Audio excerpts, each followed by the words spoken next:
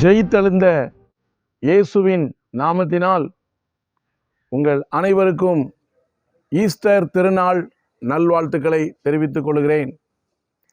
வீடு கட்டுகிறவர்களால் ஆகாதென்று தள்ளின கல்லே மூளைக்கு தலைக்கல் ஆனது போல் இவ்வுலக அதிகாரங்களும் சமய தலைவர்களும் புறக்கணித்து சிலுவையில் அறைந்த கிறிஸ்துவை தேவன் உயிர்த்தெழச் செய்தார்.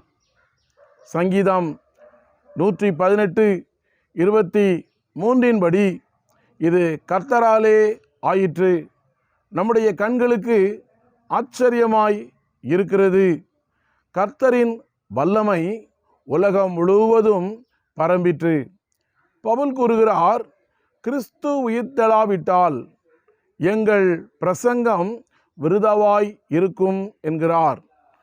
உயிர்த்தெழுதல் நமக்கு ஒரு புது நம்பிக்கையையும் புது வாழ்வையும் தருகிறது.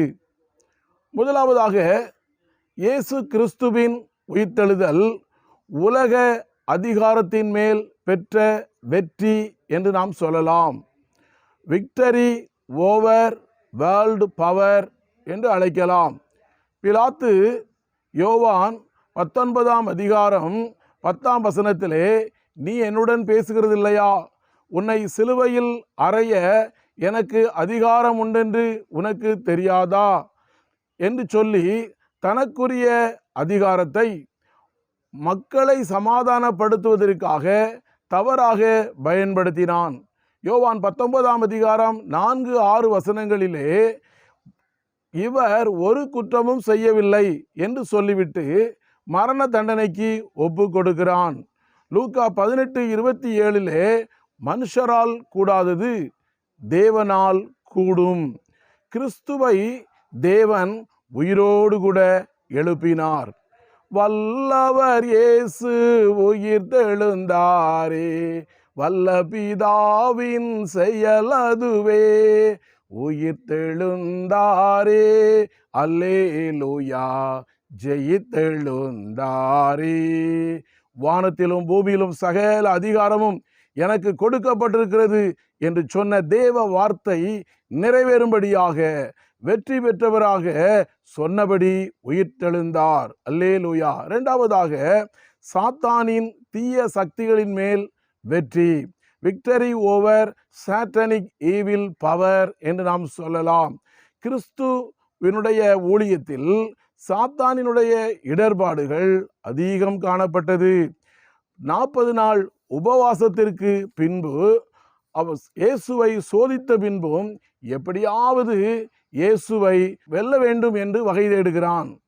சாத்தானினுடைய செயலாலே பரிசேயர், சதுசேயர், வேதபாரகர், நியாய சாஸ்திரிகள் போன்றவர்கள் இயேசுவை சிலுவையிலே அறைய முயற்சி செய்து அதிலே வெற்றியும் பெற்றார்கள். யூதாசுக்குள் சாத்தான் புகுந்தான். காட்டி கொடுக்கும் தன்மையால் இயேசுவை சிலுவையில் அறைந்தார்கள். இயேசு தனது உயிர்த்தெழுதலின் மூலம் இவைகளின் மீது வெற்றி பெற்றார். மரணமே உன் கூரெங்கே, பாதாளமே உன் ஜெயமெங்கே என வெற்றி முழக்கமிட்டார். மரித்தேன், ஆனாலும் இதோ சதா காலங்களிலும் உயிரோடு கூட இருக்கிறேன் என்று கூறி மரணத்தை வென்று வெற்றி சிறந்தார்.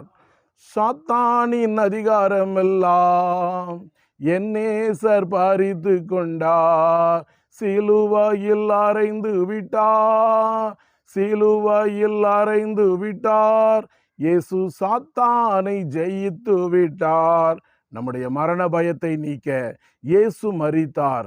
ஆனால் நமக்கு மறு வாழ்வில் நம்பிக்கையூட்ட இயேசு உயிரோடு கூட எழுந்தார். மூன்றாவதாக, பின்மாற்ற வாழ்விலிருந்து வெற்றி. விக்டரி ஃப்ரம் பேக் ஸ்லைடிங் என்று சொல்லலாம்.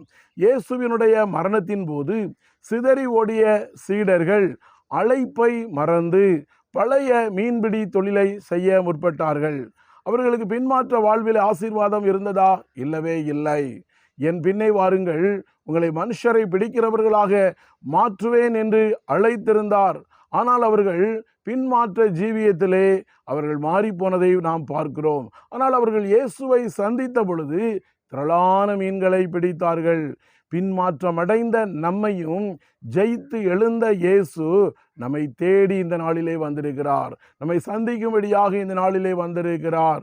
பின்மாற்றமடைந்த பேதுரு இயேசுவை சந்தித்த பின்பு இயேசுவை தேவன் உயிரோடு கூட எழுப்பினார் என்பதற்கு நாங்கள் சாட்சிகள் என வெற்றி முழக்கமிட்டார்.